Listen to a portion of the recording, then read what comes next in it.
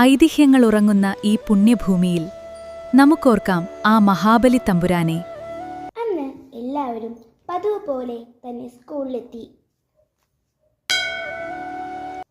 അപ്പോൾ അവർക്ക് മലയാളം പീരീഡായിരുന്നു. മലയാളം ടീച്ചർ ഇത്തിരി കഴിഞ്ഞപ്പോൾ തന്നെ ക്ലാസ്സിലെത്തി. ടീച്ചർ പഠിപ്പിക്കാൻ തുടങ്ങി. പീരീഡ് തീരാൻ 5 മിനിറ്റ് ഉള്ളപ്പോൾ ടീച്ചർ പറഞ്ഞു, മറ്റന്നാൾ നിങ്ങൾക്ക് ഓണപ്പരീക്ഷ തുടങ്ങും. നാളെ കൂടിയേ ക്ലാസ് ഉള്ളൂ. അതിനാൽ നാളത്തേക്ക് ഞാൻ ഒരു വർക്ക് തരുന്നു. നിങ്ങളെല്ലാവരും ഓണത്തിൻ്റെ ഐതിഹ്യം ഒരു A4 സൈസ് പേപ്പറിൽ എഴുതിക്കൊണ്ട് വരിക. അത് കേട്ട് അമ്മക്കുട്ടിയുടെ മുഖം വാടി.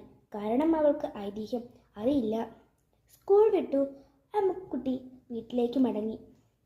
ഒരു ഗ്രാമം കടന്നാണ് അവൾ തൻ്റെ വീട്ടിലേക്ക് പോകുന്നത്.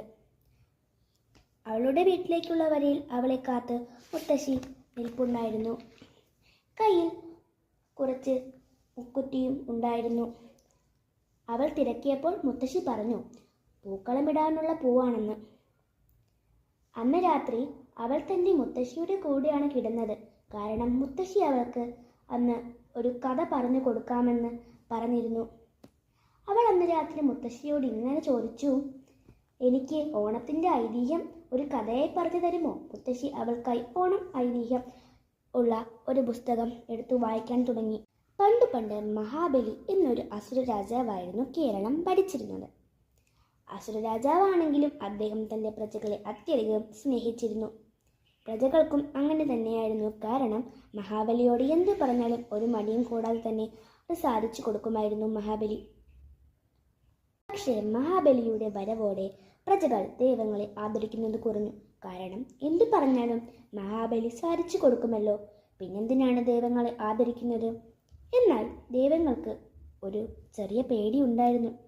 ഈ മഹാബലി സ്വർഗം തട്ടിയെടുക്കുമോ? ദൈവങ്ങൾ തങ്ങളുടെ ഈ വിഷമം മഹാവിഷ്ണുവിനോട് പറഞ്ഞു.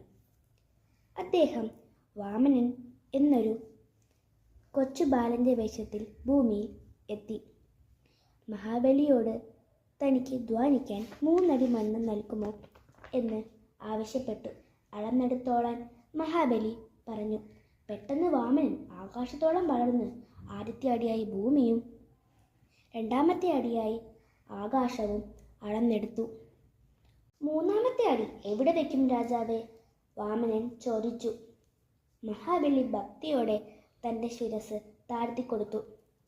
വാമനൻ മഹാബലിയെ പാതാളത്തിലോട്ട് ചവിട്ടി താഴ്ത്തുന്നതിന് മുമ്പ് മഹാബലി ചോദിച്ചു, എൻ്റെ പ്രജകളെ കാണാൻ വർഷത്തിലൊരിക്കൽ എനിക്ക് അവസരം തരണം.